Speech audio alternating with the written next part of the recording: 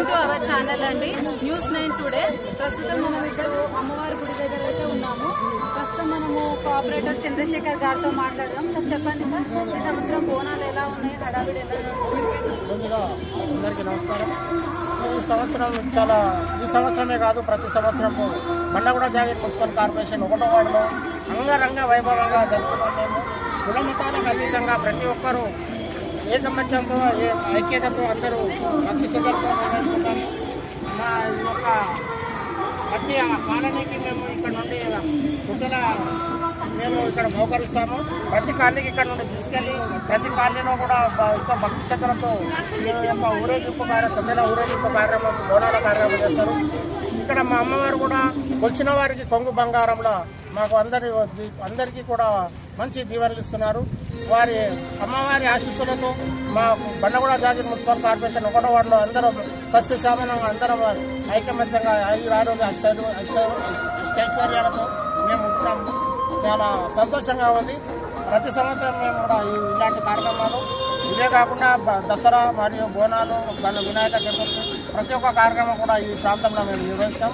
చాలా చక్కగా అనిపిస్తుంది మాకు కార్యక్రమం. సో ప్రస్తుతం చూసారు కదా, ఇక్కడ హడావిడి కూడా చాలా ఉందన్నమాట. మొత్తం బోనాలతోటి అమ్మవారికి చాలా బాగా చేస్తున్నారు అనమాట. సో చూసారు కదా, సో మీరందరూ ఎలా ఫీల్ అవుతున్నారు సార్? చెప్పండి సార్, ఈ బోనాల అమ్మవారు అయిపోయిన తర్వాత నైట్ అయిపోయిన తొట్టెలా అనిపిస్తారు ఎలా అనిపిస్తుంది మీకు? ప్రతి ఇయర్ ఇలానే చేస్తారా? ఇయర్ ఏమన్నా ఇంకా ఇన్స్ట్రుమెంట్ ఏమైనా ఉందా? సో ఇంకా ఇక్కడ కూడా మీ పేరెంట్స్ శ్రీనివాస్ గారు ఉన్నారు ప్రస్తుతం మనతోటి. సార్ చెప్పండి సార్, బైరగూడ విలేజ్ ఊరేగింపు మా తొట్టెల తీస్తాం. ప్రతిసారి తీస్తాం కార్పొరేటర్ ఆధ్వర్యంలో. దీని నుంచి డీజే పాటలతో చాలా సంతోషంగా తీస్తాం. మళ్ళీ రేపు ఊరంతా కలిసి గండిపేట కూడా వస్తాం. అక్కడ కూడా అమ్మవారికి బోనం ఎక్కించి తొమ్మిది కట్టి చాలా ఘనంగా చేస్తాం. ప్రతి జాగాలు ఎట్లా అంటే బోనాలు ఇలాగ తొట్టెలు వచ్చినా చాలా తొట్టెలు వేసినారు. 4:30కి బోనాలు అన్ని బోనాలు ఒకటే పారి తీసి చాలా ఉత్సవాలు చేస్తారు. చూసారు కదా, ప్రస్తుతం ఇక్కడైతే హడావిడి చాలా ఉంది. ప్లస్ మనము చంద్రశేఖర్ గారు సార్ మీరు చెప్పండి సార్,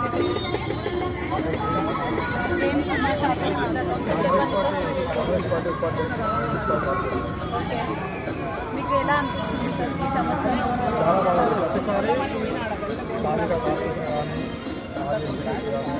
స్థానికులు అందరూ ఒకదాటిగా బోనాలు తీసుకొని చాలా ఘనంగా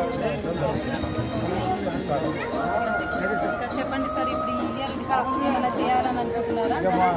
గవర్నమెంట్ వచ్చింది కాబట్టి ఇంకా అందరికన్నా ఇంకా ఘనంగా సో చూసారు కదా.